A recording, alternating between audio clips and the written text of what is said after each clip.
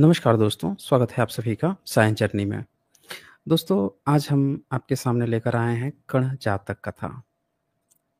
ये जो कण जातक कथा है, इसमें जो ये कण शब्द है दरअसल इसी को थोड़ा-सा बिगड़ते-बिगड़ते आज ये जो कण है, कन्हैया बन गया है। कनह बना, कनह से कन्हैया बन गया और इसको अगर संस्कृत में अगर आप संस्कृताइज़ करेंगे इस पाली के शब्द को, कण को, तो वो बन जाएगा कृष्ण। यानी कि कर्ण को ही कृष्ण कहते हैं। तो ये जो जातक कथा है इसका एक्चुअल नाम है, अगर आज की भाषा के टर्म में कहें तो कृष्ण जातक कथा। अब आप सोच रहे होंगे कि ये कृष्ण है तो कृष्ण मतलब क्या? कृष्ण आज का जो कृष्ण देवी-देवता है उसकी बात चल रही है। तो वही वो कृष्ण कोई देवी-देवता थोड़े ही है, कृष्ण कोई नाम थोड़ा ही होता है। कृष्ण एक कलर का नाम है, कृष्ण कोई देवी-देवता का नाम नहीं है। दरअसल आप अगर किसी व्यक्ति को उसके कलर के अनुसार अगर आप उसको अपमानित करने के लिए कहते हो कि तू काला है, कलुआ है, ऐसे शब्द आप देखेंगे बहुत सारी जगहों पे लोग नाम ही रख देते हैं, कलुआ है, बिगाड़ के अपमान करने के लिए। तो जो कृष्ण शब्द है उसका मतलब एक्चुअली में काला होता है। ये कोई पॉजिटिव वर्ड नहीं है। काला इन द सेंस ऑफ आप समझ सकते हैं कि कलर के लिए प्रयोग किया जाता था, रंग के लिए प्रयोग किया जाता था, वो शब्द है यहाँ पे। तो ये जो जातक कथा है, कण जातक कथा, यही था। भारत के इतिहास में कभी कृष्ण नाम का कोई देवी-देवता हुआ नहीं है और ना प्राचीन काल में आप जानते हैं कि पिछले जब से भी बुद्धिज़्म है, तब से कोई कृष्ण नाम का नहीं है। कृष्ण नाम या कणह नाम होता था, यही कणह को आगे चल के कृष्ण कहा जाने लगा। तो ये जातक कथा क्या कहती है? इससे आपको क्या मोरालिटी मिलेगी, क्या शिक्षा मिलेगी, वो सारी चीज़ें हम बताएँगे। जातक कथा है तो मोटिवेशन के लिए, आपको मोरल वैल्यूज़ के लिए ही जानी जाती हैं, तो उस पे हम चर्चा करेंगे। इस चर्चा को शुरू करने से पहले मैं आप लोगों को ये लीगल डिस्क्लेमर दिखा देता हूँ।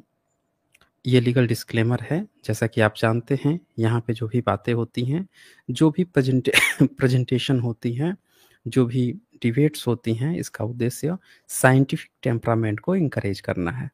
जो कोई भी बाहर से वक्ता आते हैं, जो डिबेट करने आते हैं, वो जो भी अपनी बातें रखते हैं, वो उनकी अपनी रिस्पॉन्सिबिलिटीज़ होती है। तो आप जानते ही हैं आज की डेट में हम लोग छोटा-सा ही प्रोग्राम करते हैं, तो ये जातक कथाओं की हमारी सीरीज़ चल रही है, एवरी सैटरडे को चलती है। आज की डेट में हमने इसको मंडे को कर रहे हैं और फिर आ आगे रेगुलरली होते रहेगा। तो चलिए इसको शुरू करते हैं, क्या कहता है ये जातक कथा? तो जैसा कि मैंने आप लोगों को बता ही दिया कि ये जो जातक कथा है, इस जातक कथा में जो कणह है, कणह का मतलब क्या होता है? अब क्यों ये शब्द प्रयोग किया गया है? तो उसके लिए है आप कुछ और जातक कथाएँ हैं, वहाँ से दोनों कॉम्बिनेशन है, पर हम उसमें नहीं जाएँगे। हम आपको ईज़ी वे में बता देते हैं कि एक्चुअली में यहाँ पे बातें क्या चल रही हैं।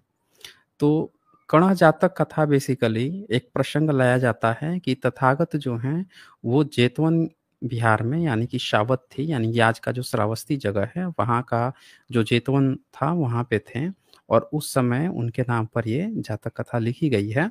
यमक प्रतिहार्य, आपने गुज्जर प्रतिहारों का नाम सुना होगा। तो गुज्जर प्रतिहार जो शब्द है, लोग सोचते हैं कि गुज्जर प्रतिहार कौन है? यहाँ पे यमक प्रतिहार ये शब्द आया है, बुद्धिज़्म का है। ये दरअसल प्रतिहार जो शब्द है, ये बुद्धिज़्म का है। इसी तरह से राजपूत जो शब्द है, वो बुद्धिज़्म का है और ये कोई भी जाति सूचक शब्द नहीं है और ना इसका किसी जाति से लेना-देना है। ये सारे शब्द बुद्धिज़्म के हैं, जो बाद के लोगों ने अपनी जाति के लिए इस्तेमाल कर लिया है। खैर आगे बढ़ते हैं हम, मुद्दे पर आते हैं, होता क्या है? तो आपने शंकिसा नाम सुना होगा। शंकिसा में एक बात आती है कि तथागत लंबे समय तक वो ध्यान अवस्था में थे और फिर वहाँ से जब वो आते हैं, तो उनका उसी तरह से स्वागत किया जाता है जैसे वो स्वर्ग से आ रहे हैं, यानी कि एक किसी अच्छी जगह से आ रहे हैं। तो उनको ऐसा दिखाया जाता है, अवतरित करते हुए एक प्रतीकात्मक चिन्ह बनाया जाता है कि वो उतर रहे हैं, आ रहे हैं। तो वहीं पे क्या होता है कि जो भिक्षुगण लोग हैं जेतवन में, वो बैठ के बातचीत कर रहे थे तथागत के बारे में और वो कहते हैं, बातचीत करते हुए उनकी तारीफ़ करते हैं तथागत की, कि तथागत जिस धूर को धोते हैं, धूर का मतलब यहाँ पे है कि जो कठिन से कठिन वस्तु है, यानी ऐसी क्षमता, कैपेसिटी आप समझ सकते हैं, बहुत बड़ी कैपेसिटी। उन चीज़ों को जो तथागत जिस तरह से ढोते हैं, वैसा कोई दुनिया में ढो नहीं सकता। दरअसल यहाँ पे ये बताया जा रहा है कि जो महान व्यक्ति होता है, वो खुद को बड़े से बड़े कष्ट में डालकर भी उन चीज़ों को करने का प्रयास करता है, क्योंकि वो मानता है कि मैं ही ये कर सकता हूँ और बाकी जनता, और इसीलिए वो विशेष होता है। तो यहाँ पे तथागत की तारीफ़ चल रही है। भिक्षुगण जो हैं अपने धर्म सभा में उनकी तारीफ़ कर रहे हैं कि भैया जो तथागत में जो कैपेसिटी है ना, वो जो कष्ट को झेलते हुए जिस तरह से इन चीज़ों को आगे बढ़ा रहे हैं, वो और कोई ऐसा नहीं कर सकता है। तो लिखते हैं, 6 शास्ता हम ही प्रतिहारे करेंगे, हम भी प्रतिहारे करेंगे। मतलब बाकी लोग जो हैं, वो लोग भी ये बातें कह रहे हैं कि हम लोगों को भी वैसा करना चाहिए, कहकर एक भी प्रतिहार्य ना कर सके। हमारे शास्ता असमधूर हैं। यहाँ असमधूर का मतलब है असामान्य क्षमता वाले व्यक्ति, ठीक है ना? यानी कि कोई ऑर्डिनरी व्यक्ति नहीं, कोई बहुत ही काबिलियत वाले व्यक्ति, असम, सम मतलब समान, असम मतलब असमान, धूर मतलब आपकी कैपेसिटी हो गई, क्षमता हो गई। यानी कि शास्ता जो हैं, तथागत जो हैं, असमधूर हैं, यानी कि वो बहुत ज़्यादा ही क्षमतावान व्यक्ति हैं। तो शास्ता जब ये बात को सुनते हैं कि भि तो पूछते हैं, भिक्षुओं इस समय बैठे-बैठे तुम लोग क्या बातचीत कर रहे हो? बनते और कोई बातचीत नहीं, इस तरह से आप ही के गुण गाथा कह रहे हैं। तो हम तो आप ही की तारीफ़ कर रहे हैं, आप ही के बारे में बात चल रही है। तब शास्ता जो हैं यानी तथागत जो हैं, वो क्या कहते हैं। अच्छा, मेरी साउंड आप लोगों को आ रही है क्या क्रिस्टल क्लियर? एक बार थोड़ा कन्फर्म कर दीजिए। साउंड क्रिस्टल क्लियर आ रही हो तो वो भी आप हमें बता दीजिए। जो लोग भी हेडफ़ोन, ईयरफ़ोन पहने हुए हैं, वो बेहतर बता पाएँगे। अगर आप हमें सुन पा रहे हैं तो फटाक से आप बता दीजिए ताकि मैं इसको आगे बढ़ा सकूँ। ठीक है, आ रही है, ग्रेट। तो यहाँ पे जो शास्ता हैं यानी तथागत बुद्ध हैं, वो क्या कह रहे हैं कि अब मेरे खैंचे यानी मेरे जो ढोए, जो मैं ये कष्ट है, उसको, धूर को कौन खींचेगा, ठीक है? पूर्व जन्म में पशु योनि में उत्पन्न रहने पर भी मुझे अपने समधुर कोई नहीं मिला, कह पूर्व जन्म की कथा कही। अब तथागत के नाम पर ये कथा बताई गई है जिसमें ये एक कहानी को जोड़ा जा रहा है कि तथागत जो हैं, जो एक बैल से कथानक को सब वो किया जा रहा है, जोड़ा जा रहा है, ऐड किया जा रहा है कि एक समय था जब एक बैल भी इसी तरह की कहानियों से गुज़र रहा था और उससे इनका मैच किया जा रहा है जिसको पूर्वजन्म बोला जा रहा है। तो उसमें अब क्या कहानी अब यहाँ से शुरू होती है, आप जानते हैं ये वर्तमान प्रसंग है। इस प्रसंग पर अब कहानी चलेगी जो एक्चुअल जातक कथा है। एक्चुअल जातक कथा में अतीत कथा आती है, तो ये प्रसंग था यानी माहौल तैयार किया जा रहा था कि किस तरह से इस चीज़ को बताया जा सके। अब यहाँ पे बात चलती है, तो वो मैं आपको बता देता हूँ कि अब यहाँ पे हुँ, अतीत कथा में क्या आती है। तो आप जानते हैं कि अतीत कथा में अक्सर हाँ ही बनारसी की बात आती है कि बनारस का राजा थे और ब्रह्मदत्त की बात आती है। यही ब्रह्मदत्त को बृहदत्त बना दिया गया जिसकी हत्या पुष्यमित्र शुंग से करा दी गई। जो तथागत के समय में जो कहानी बनी थी उसकी हत्या तथागत के 400-500 साल बाद करा दी गई काल्पनिक कहानियों में। ये हमारे भारत के गपोड़ीकार जो हैं इतिहास बना के घूम रहे हैं। खैर छोड़िए उनको, एक्चुअल मुद्दे पर आते हैं। तो यहाँ पे आप देखते हैं,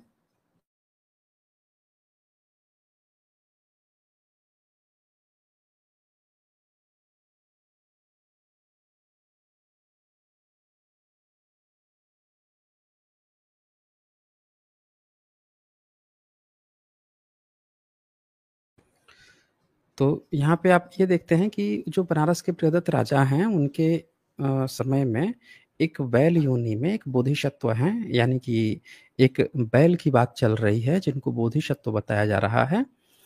और होता क्या है कि एक बुढ़िया रहती हैं, बूढ़ी माँ रहती हैं, तो उनको ना कुछ लोग क्या करते हैं, एक तरुण बछड़ा गिफ्ट दे देते हैं। बछड़ा जो है उसको गिफ्ट में दे देते हैं। पहले प्राचीन काल में जब बुद्धिज़्म का समय था, तब गाय नहीं बछड़े को दान दिया जाता था। बछड़े को बहुत ही पवित्र माना जाता था और उस समय लोग बछड़े को दान दिया करते थे। जब बुद्धिज़्म जैसे-जैसे आगे बढ़ते गया, तो उसने बछड़े की बजाय गाय को भी महत्व देना शुरू किया, फीमेल को भी। अ, पहले अगर आप सिंधु घाटी सभ्यता देखेंगे, तो गाय की बजाय आपको बैल या साँड़ की शिल्पकला मिलेगी। जो सील मिलेगी, उसपे साँड़ दिखेगा। सम्राट अशोक पे भी आपको साँड़ दिखेगा। वो दिखते जाएगा। बुद्धिज़्म में या प्राचीन जो भारत की परंपरा थी, उसमें बैल की, साँड़ की बहुत अच्छी पॉजिटिव मान्यता थी। फिर जैसे-जैसे बुद्धिज़्म आगे बढ़ते गया, जिस तरह से महिलाओं को उसने हक अधिकार दिए, तो अब साँड़ के साथ-साथ जो उसकी फीमेल वर्ज़न है, गाय है, उसका महत्व बढ़ने लगा और जो लोग गाय मार के खाते होते थे, उन पर भी धीरे-धीरे बुद्धिज़्म ने रोक लगा दी और गाय को भी बहुत पवित्र माना जाने लगा। इस तरह से आगे बढ़ता है। तो उस समय क्या होता है, ये चूँकि जातक कथा है, पहले की कथा बताई जा रही है, तो एक बछड़ा दान दे दिया गया और ये जो बछड़ा दिया गया, उस बूढ़ी जो माँ थी उसको, तो वो क्या करती हैं कि उसको खिलाती-पिलाती है, पालन-पोषण करती हैं और उस बछड़े का नाम रखती है आर्य कालकक, आर्य कालकक। अब जैसे-जैसे वो बड़ा होता है, तो वो जो बछड़ा था, वो बेसिकली काला था, ठीक है ना? तो यहाँ पे अब हमें नहीं पता है कि ये बैल की ही बात चल रही है या भैंसे की बात चल रही है, ठीक है? लेकिन बैल लिखा हुआ है तो मुझे फ़र्दर इस पर और मैं देखूँगा रिसर्च, क्योंकि मेबी हो सकता है कि बैल की भी बात चल रही हो, लेकिन यहाँ पे जो कृष्ण जो लिखा गया है, वो दरअसल काला रंग बता रहा है, तो क्या काला बैल की बात चल रही है या भैंसे की बात चल रही है? बहरहाल, तो हम इसको लेकर चलते हैं, इस पर फ़र्दर क्या प्रतिक्रिया है, क्योंकि किसी ने भी क्लियर नहीं लिखा है, लेकिन चूँकि बैल शब्द है, तो हम इसीलिए अभी उसको बैल लेकर ही चल रहे हैं। तो अब क्या होता है कि ये जो बछड़ा होता है, काले रंग का होता है। तो काला रंग का होता है, तो ये अन्य जितने भी बैल थे उनके साथ चरता था, बहुत सुशील स्वभाव का था, इसीलिए उसको बोधिसत्व कहा गया है। और गाँव के जितने भी बच्चे थे, वो क्या करते थे, उसके साथ खेलते थे। कोई जाके उसका सींग पकड़ लेता था, कोई उसका कान पकड़ लेता था, कोई गला पकड़ के लटक जाता था, कोई पूँछ पकड़ के खेला करता था, कोई पीठ पे बैठ जाता था और ये किसी को कोई भी परेशान नहीं करता था। अब ये जो बैल है, ये एक दिन क्या सोचता है कि मेरी माँ जो है वो तो बड़ा वो है, दरिद्र हैं, गरीब हैं, बड़ी मेहनत से मुझे पाली है, पोसी है, इसका ना मुझे कुछ भला करना चाहिए। अब मेरा बारी है, इसने जब मैं छोटा था तो मेरी माँ ने मुझे खिलाया-पिलाया। तो अब जब मैं बड़ा हो गया हूँ, तो मुझे अब अपनी माँ के काम आना चाहिए। अब मुझे इसका लालन-पोषण पोषण करना चाहिए और इसको उसके दुखों से मुक्ति करनी चाहिए। तो ये उसके माइंड में यहाँ पे बात चल रही है और ये आप मोरालिटी सीख सकते हैं यहाँ पे, जो भी लोग देख रहे हैं, वो एक कर्तव्य परायणता की बात आ रही है कि एक बच्चा जो है, वो जैसे-जैसे बड़ा हो रहा है, तो उसके माइंड में क्या बातें चल रही हैं कि जिसने मुझे पाला है, पोसा है, अब मैं बड़ा हो रहा हूँ, तो अब मुझे उनको कैसे पालना है, पोसना है, कैसे उन्होंने मुझे पालने-पोसने में अपनी कितनी कुर्बानी दी है, तो मुझे उनको कैसे आगे बढ़ाना है, इसकी बातें यहाँ पे चल रही हैं। जबकि आज के जो बच्चे हैं, उनको इस कथाओं को ध्यान से सुनना चाहिए, क्योंकि आज के बच्चे या कभी के भी बच्चे जो हैं, जो इस बात को भूल जाते हैं कि पेरेंट्स जो हैं, वो कितनी मेहनत से आपको पालते हैं, पोसते हैं, आपकी एक-एक चीज़ को कैसे आपके हाथ पकड़ के चलाते हैं, सिखाते हैं, एक-एक काम करते हैं और आप जब बड़े हो जाते हैं, तो आपके मुँह से एक शब्द क्या निकलता है? आपने हमारे लिए क्या किया? आप जब जाते हैं, दूसरे बच्चों को देखते हैं, उसके फैसिलिटीज़ को देखते हैं, अपने को कोसते हैं, कभी माँ-बाप को कोसने लगते हैं और फिर कहते हैं आप लोगों ने हमारे लिए क्या किया? अब देखिए आपकी एक्सपेक्टेशन कितनी बढ़ जाती है कि माँ-बाप आपके लिए तो सब चीज़ कर दे। पर आप ये क्यों नहीं सोच रहे कि उसने जो भी किया, आज आप अगर ज़िंदा हैं, तो इसके लिए आपके माँ-बाप ही हैं, जिसके कारण आप ज़िंदा हैं। तो ज़िंदा हैं, आपके पास 2 हाथ हैं, 2 पैर हैं। अब आपकी बारी है कि जो आपके माँ-बाप नहीं कर सके, वो आप करके और अपने माँ-बाप को वो सुविधा दे सकें। ये आपकी ज़िम्मेवारी है। पर आपकी बुद्धि अगर सम्यक नहीं है, आप अगर सोचते हैं झिठबाजियों जैसा और तो आप फिर क्या सोचते हैं कि माँ-बाप ने हमारे लिए क्या किया? ठीक है ना? आप उल्टा सोचने लगते हैं। तो इसीलिए जातक कथा है आप लोगों को देखनी, जाननी, सुननी बहुत ज़रूरी है।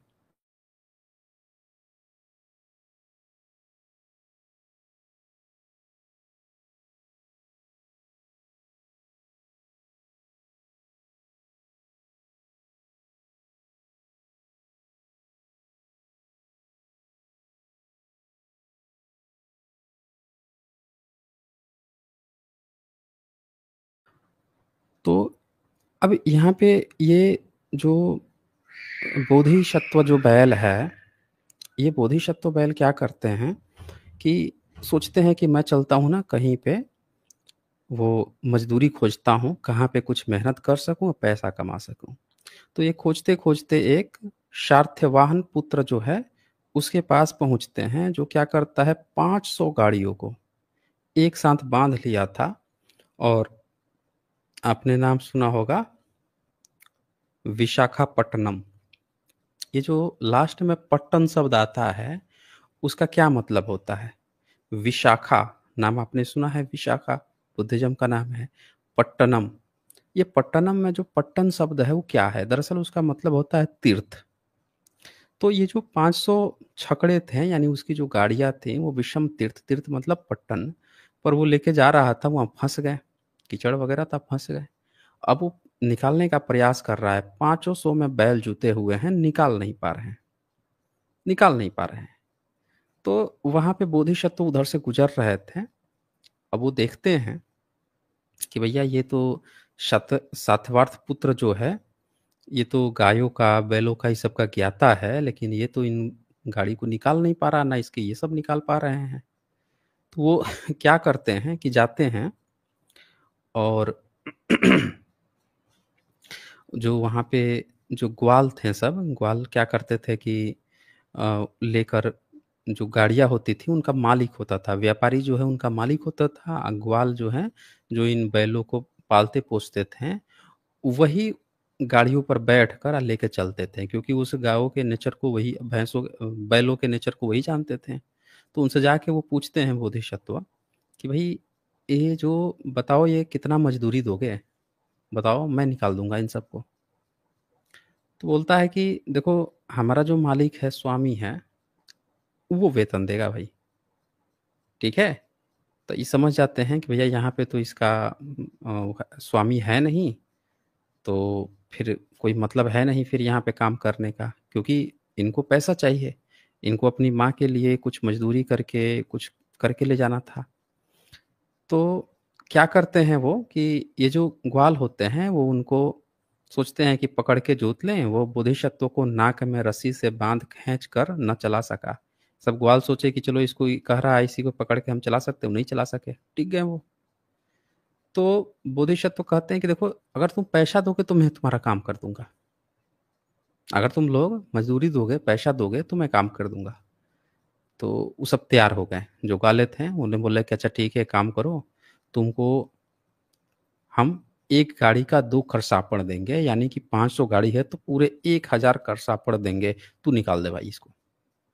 बोधिसत्व ने कहा ठीक है, मैं निकाल देता हूँ और कहा कि मुझे गाड़ी में तुम जोत दो। गाड़ी में उनको जैसे जोता गया मतलब जो हल होता है वो रखा है कि आगे बैठते हैं और पकड़ के एक ही झटके में गाड़ियों को खींच दिए, खींच के सूखे स्थान पर खींच लाए उसको।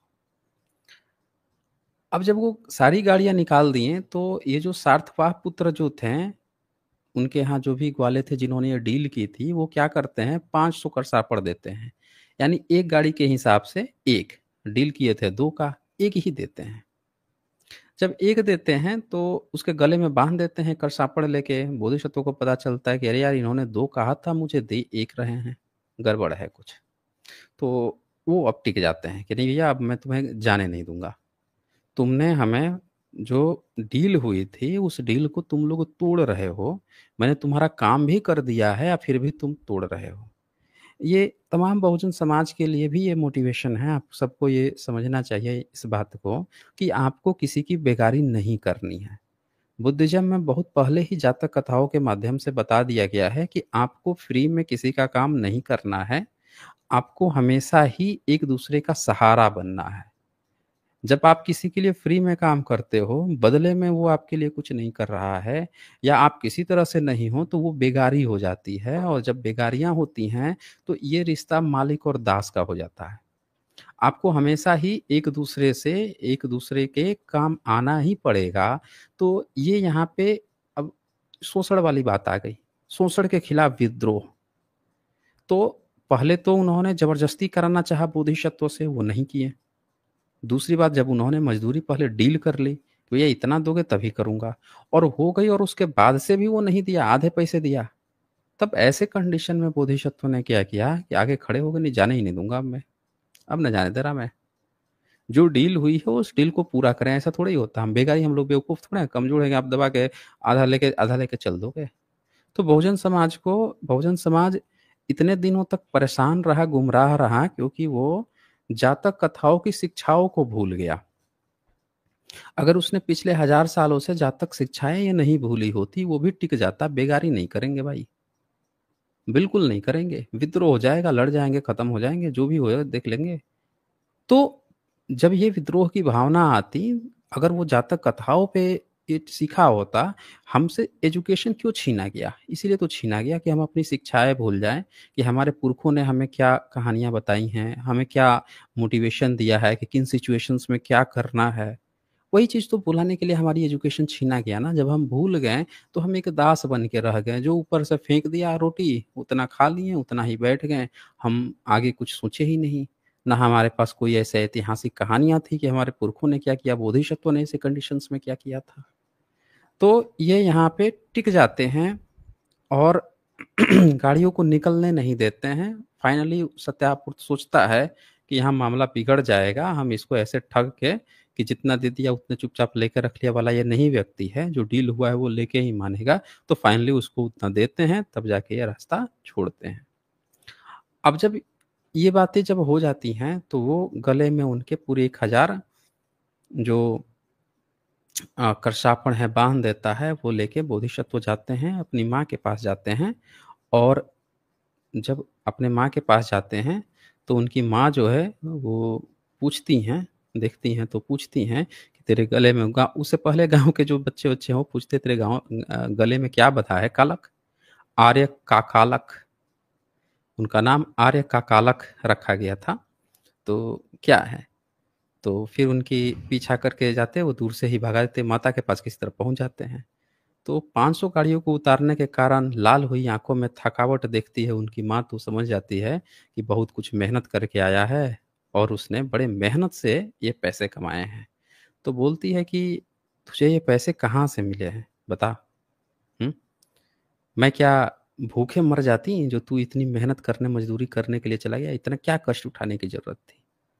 तो कहती हैं, माँ रहती हैं, फिर उसको गर्म पानी जल से नहलाती है, शरीर पे तेल-वेल लगाती है, उसको पानी पिलाती है, भोजन खिलाती है और अपनी आयु पूर्ण होने पर वो चली जाती हैं, वो भी चला जाता है। अब यहाँ पे जो मोरल ऑफ द स्टोरी है, वो ये बोलते हैं कि शास्ता ने भिक्षुओं को या भिक्षुओं को तथागत अब ही अशमधुर नहीं है, पहले भी अशमधुर ही रहे हैं। यह धर्म देशना कह मेल मिला, अभी शंभुद होने की ही अवस्था में यह गाथा गाथा कही। क्या कहते हैं?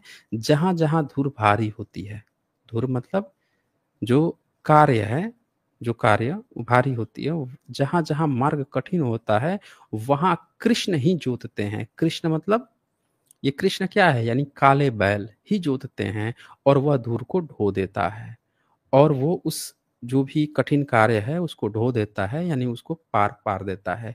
यानी यहाँ कृष्ण जो काला शब्द है, जो काले बैल, उसकी प्रशंसा की गई है कि ये बहुत ज़्यादा मेहनती होते हैं।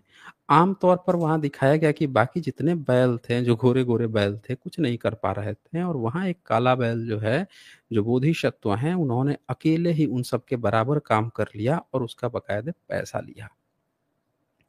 तो वो चीज़ यहाँ पे तारीफ़ की गई है कि आप अगर अलग हैं, बाकियों से अलग हैं, तो आप में अद्भुत क्षमताएँ हैं।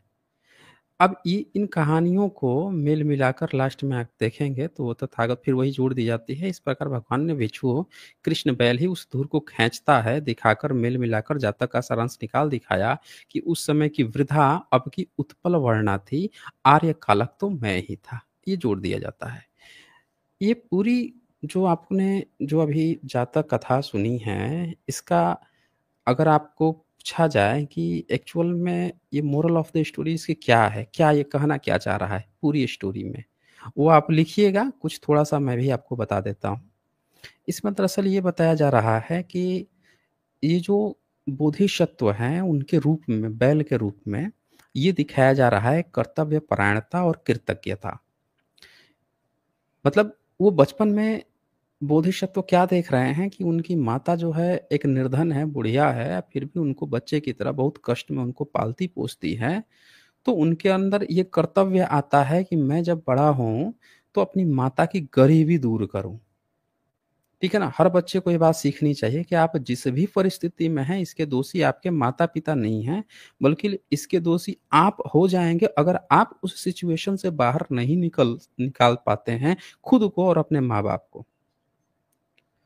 ज़रा सोचिए, जो कोई भी बच्चा अगर अपने माँ-बाप को दोष देता है कि आप लोग कुछ नहीं किए हैं, तो सोचिए कि वो बच्चे को ये सोचना चाहिए कि आप क्या कर रहे हो बच्चे?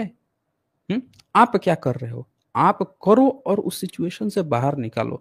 आपको वहाँ तक ज़िंदा उन्होंने रख दिया है, वो एक बहुत बड़ी अचीवमेंट है।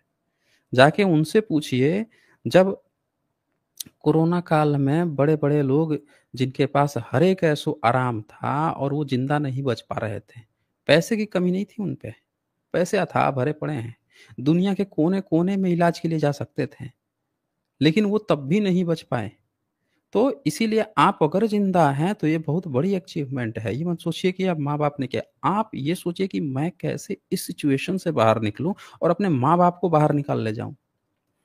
दूसरी जो इसमें बात दिखाई गई है इस कथा में, वो ये दिखाई जाती है असाधारण क्षमता, यानी जो अशम धूर की बात की गई है। इसमें असाधारण क्षमता क्या दिखाई जा रही है कि जो बोधिसत्व है उसमें असाधारण क्षमता है। जो काम और लोग नहीं कर पा रहे थे, वो बंदा वो काम कर सकता था, कर लेता है। यानी आपको अपने अंदर की क्षमता को पहचानना होगा। हर व्यक्ति के अंदर कुछ न कुछ यूनिक होता है। समझ रहे हैं ना? अगर कुछ भी यूनिक नहीं होता तो आप बे हर व्यक्ति एक ही जैसा होते हैं। अगर आप किसी भी व्यक्ति से थोड़ा भी अलग हैं, थोड़ा भी डिफरेंट सोचते हैं यानी आपके अंदर कुछ न कुछ यूनिक है। आपको पहचानना पड़ेगा अपनी असाधारण क्षमता को और उस पे आगे बढ़ना होगा।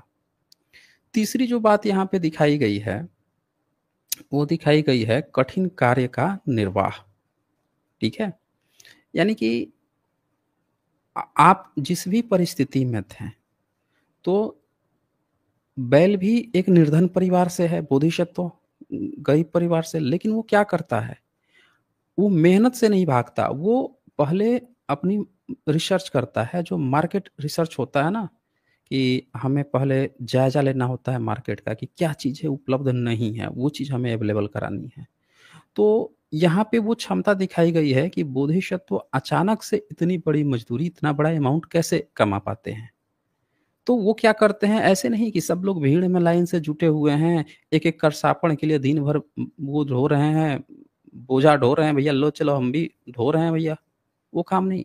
वो मार्केट रिसर्च में ये देखते हैं कि यहाँ पे मेरी संभावना है, ये लोग फँसे हुए हैं और मैं अगर इनकी हेल्प कर दूँ, तो यहाँ पे मुझे मुँह माँगा दाम मिल सकता है। मार्केट रिसर्च क्या कहता है? मार्केट रिसर्च ये कहता है कि जब आप किसी को सामान बेचते हो, अगर आप कहते हो मैं आपको सेल कर रहा हूँ, तो सामने वाला क्या सोचेगा, अरे ये तो धंधा कर रहा है भाई, धंधा कर रहा है। लेकिन जब आप ये कहते हो मैं आपकी हेल्प कर रहा हूँ, तो हेल्प में लोग जो है ना वो आपको आप जो सेल करके कमा सकते हैं, उससे कहीं गुना ज़्यादा आपको दे देंगे। समझ रहे हैं ना? जैसे जो बड़े-बड़े रेस्टोरेंट होते हैं, बड़े-बड़े 5 स्टार, 4 स्टार इस तरह के जो होटल्स होते हैं, उनमें क्या होता है सर्विसिंग, सर्विस कितनी बेहतर सर्विस थी। और जब सर्विस बेहतर देता है, तो लोग क्या करते हैं उसको टिप देते हैं। यानी वो सैलरी से कमा रहा है लेकिन उससे ज़्यादा देते हैं, यानी बेहतर सर्विस देना। तो यहाँ पे ये चीज़ भी दिखाया जाता है कि आपकी जो मार्केट रिसर्च है वो ये क्या कह रही है कि आप जॉब के लिए बाकी लोगों की तरह भीड़ का हिस्सा बनने की बजाय आप ये सोचिए कि हम ऐसे काम में हाथ डालें जहाँ पे हम लोगों की बड़ी से बड़ी मात्रा में सहायता कर सकें और वहाँ से हम अपनी चीज़ों को अर्न कर सकें। आप बेहतर कर पाएँगे उसमें। अच्छा, इसके बाद से अगर आप आगे और बढ़ते हैं इस कहानी में तो क्या देखने को मिलता है कि सत्यनिष्ठा के लिए आग्रह, सत्यनिष्ठा यानी कि वो अपने काम को जिस चीज़ की प्रॉमिस किए हुए हैं बोधिसत्वों ने वो काम कर डालते हैं और काम कर डालने के बाद से वो देखते हैं कि जो डील हुई थी वो चीज़ हमें नहीं मिल रही है, आधे ही पैसे दिए जा रहे हैं। ठीक है ना? जब फँसा हुआ है तब वो तैयार हो जा रहा है, भैया इतना दे दूँगा।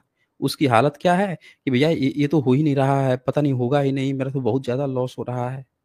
लेकिन जैसे वो तुरंत कर डालते हैं, हो जाता है तो उसको क्या लगता है कि अरे ये कर दिया तो कोई भी कर सकता था, लगता है मैं कुछ ज़्यादा नहीं इसको पैसे दे रहा। उसका मन बदलने लगता है। आसानी से कोई काम हो जाए, किसी का काम आप बहुत आसानी से कर दीजिए, तो वो क्या समझता है कि अरे बहुत आसान था। और आप उसको जो है 10 बार दौड़ा दीजिए, 20 बार दौड़ा दीजिए दिन-रात माथे आप भी पलटते रहिए, 50 कहानियाँ उसको और सुनाते रहिए, अरे बहुत प्रॉब्लम है, मैं आज यहाँ दौड़ा, मैं वहाँ दौड़ा, वहाँ गया, वहाँ वो ये बोल दिया, वो बोल दिया, लेकिन आप बिल्कुल चिंता मत कीजिए। आप उसको फर्जी की कहानी सुनाते रहिए, बेकार की और जब 10 बार दौड़ा के आप काम कर दीजिए, तो पता है वो क्या कहेगा? वो आपके ना दिन भर 10 बार पैर ना पड़ ले, कहेगा अरे बड़ा बहुत मेहनत से बहुत अच्छे आदमी हैं, बहुत अच्छे आदमी हैं, बहुत मेहनत किए हमारे काम के पीछे, फाइनली काम करवा के ही छोड़े। एकदम एक पैर पे खड़े थे और आप अचानक से काम कर देंगे, तो आपको उतनी वैल्यू नहीं मिलेगी। ये प्रैक्टिकल रिसर्च आपको कहता है, ये हर व्यक्ति ऐसा नहीं सोचता, लेकिन मैक्सिमम लोगों में इस तरह की प्रवृत्ति होती है, जनसाधारण में। तो इनके बोधिसत्व के साथ भी ऐसा होता है, लेकिन वो सत्यनिष्ठा के लिए आग्रह करते हैं, रुक जाते हैं कि भैया आप मुझे वाजिब दाम देंगे ही देंगे, ऐसे नहीं जाने दूँगा और वो वाजिब दाम लेते ही लेते हैं। और फाइनली लास्ट में वो जब पैसे कमा लेते हैं तो उनमें अहंकार की भावना नहीं आती जो उनका मूल एम था।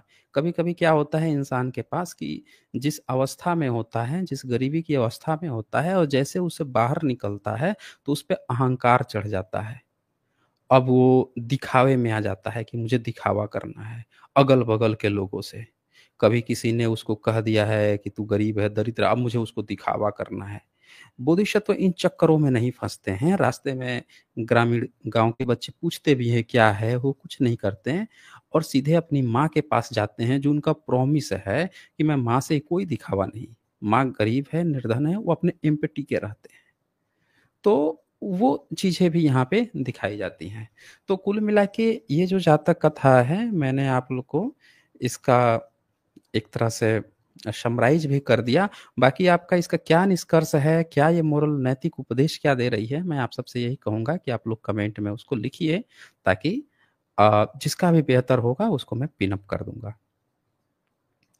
चलिए, इसके साथ ही आज की ये जातक कथा खत्म होती है और यहाँ पे मनोहर रायपुरे जी ने मेंबरशिप लिया है। बहुत-बहुत शुक्रिया आपका, मनोहर रायपुरे जी।